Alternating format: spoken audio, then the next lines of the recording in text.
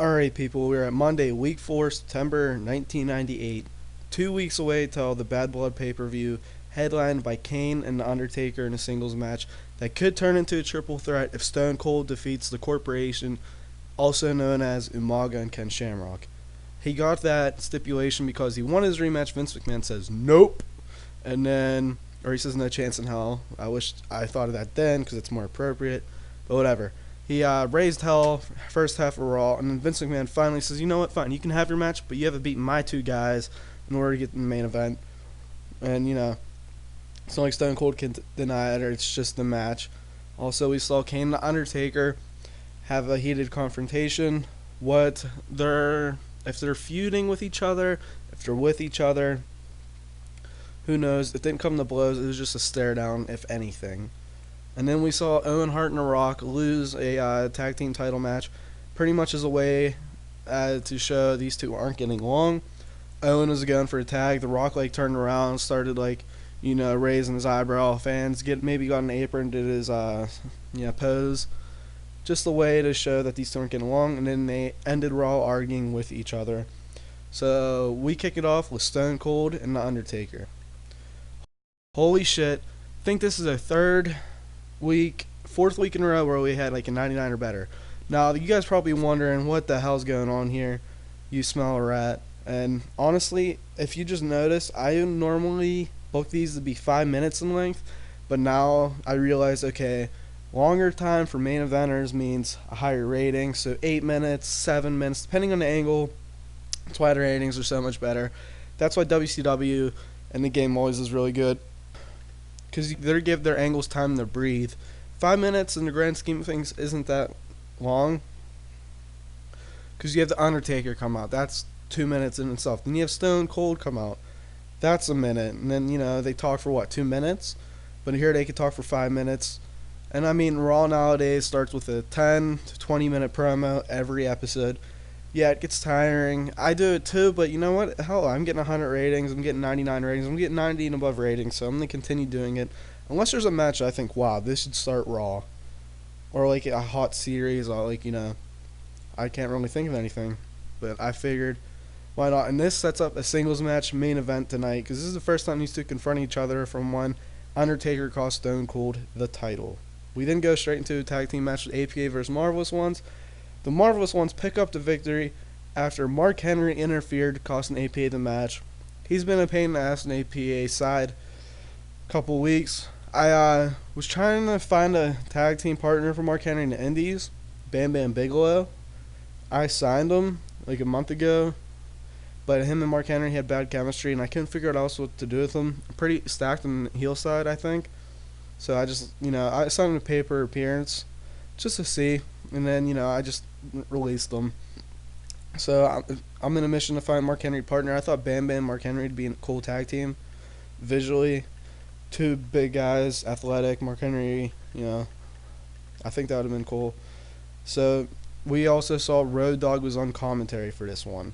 We then go, Mara and Barton cut a promo on Road Dogg and Batista saying they want their titles back, pretty much. This isn't really have been a blood feud. I don't know if I fucked that up or not, but it's just a casual. Really, it's not really blood. They're going at it, how the Undertaker, Stone Cold, and Kane, those guys. I'm throwing everything at that feud, really. We then go to Owen Hart and The Rock agreeing to a match. Once again, these guys, the fans are gonna pick one. Maybe, maybe not. Maybe someone's going to turn, maybe not. But I think I like how I'm teasing this. I think this heel versus heel feud, it's drawing ratings. Once again, this got time to breathe of 7 minutes. I have a piece of gum in my mouth, so I'm the minutes, the S's are weird. Apologize for that. But yeah, these two trade back and forth. This is the official split of their union as partners and, not together, relationship-wise. Sounded a little gay, but not there's anything wrong with that. So no one turns. See Godfather versus Umaga, and we have a new chemistry we discover, which I think's cool.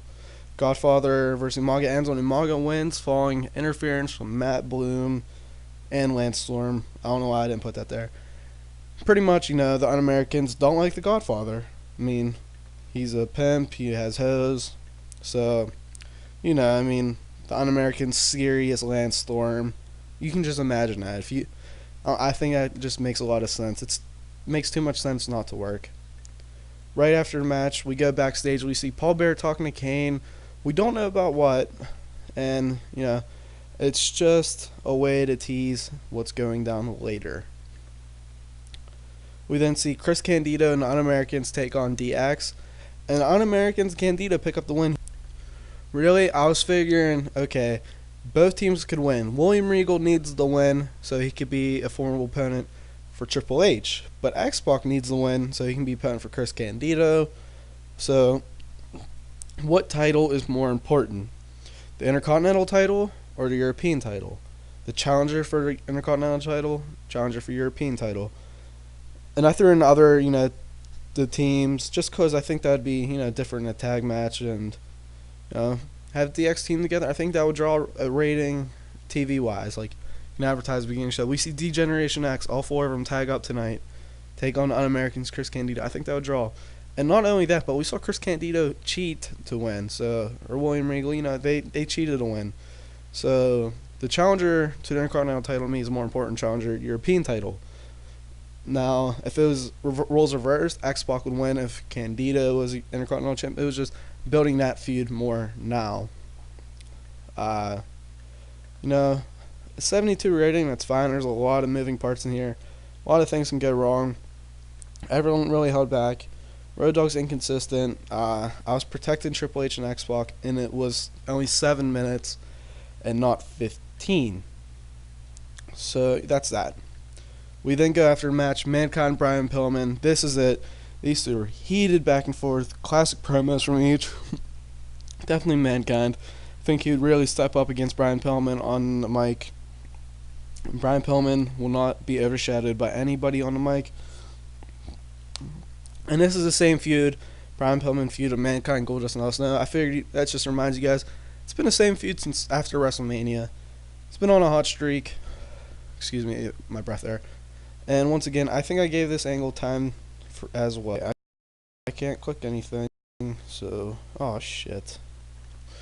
Alright, so hopefully the game doesn't freeze here, because if so, I am pissed. And we're back. I gave this another 7 minutes because this, he's going to need time. So we gave it time. We then go Stone Cold backstage, cutting a promo on the Undertaker and Kane. We can just imagine that Michael Cole or Kevin Kelly is there interviewing. No real importance, or coach even. No real importance who's interviewing. Normally that brings down the rating, so we just have him cut a promo. Then Stone Cold versus Undertaker. I'm making a prediction this rating's going to be 93. Damn, I was close. Stone Cold versus Undertaker ends when Kane runs in and attacks Stone Cold. Not the Undertaker, but Stone Cold. Undertaker looks at Kane. They both start beating down Stone Cold. And the show ends with a double choke slam of Stone Cold. Kane, Undertaker, both grab Stone Cold shirt, pick him up, 8 feet in the air because they're both around 7 feet in your arms, and drop him for the choke slam, ending Raw with Undertaker and Kane standing tall, seemingly aligned, and then against Stone Cold. So the question is, going forward, how Stone Cold can overcome the odds of the Kane and the Undertaker. How do you do that? No one really knows, so we'll see. And this just gave me an idea of thinking that, so thank you, people. Another hell of a rating. This got a higher rating in the past couple weeks, even though there was 100 rating, 200 ratings, 299 ratings.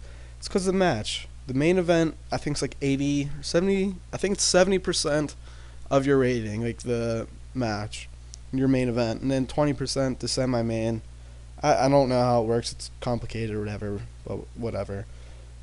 It's weighted towards the main event stuff. And last time I checked, it is 43, 44, but who knows, I could be wrong. So it was 44-23. I'll see you at the title screen. So, WCW, not a great show again. I don't know. Maybe people are getting tired of these guys' same matches or what. And they're not really building anyone up. Rick Steiner's being built up, I guess. And, Bret Hart's in a pre-show. But other than that, nothing really stands out. Pretty shitty show. I think their opening segment versus mine would have got people to watch mine. And my main event, Hogan versus Sting. Hogan versus Sting or Undertaker versus Stone Cold. That's a preference. I think 80s fans would watch this one instead of mine. Because, and then the fans, younger necessarily fans, would watch mine over theirs. So it's 45-23. I believe this is, 2 weeks in a row? 3 weeks in a row? Forgive me if I'm wrong. We'll say it's 2 because I remember last episode I said 1 week in a row. 2 weeks in a row. 102 more weeks until we got 2 years straight of beating them. Like I said, no more pay-per-views because this is a TV ratings war, not an actual, pay-per-view company war. And then we could go by TV ratings, but the show rating determines the TV rating and how easily viewed is the network. So we're just going by show rating because I think that's what makes sense. For the game, at least. It is a game after all. So thank you guys for watching. 45-23 WWF over WCW.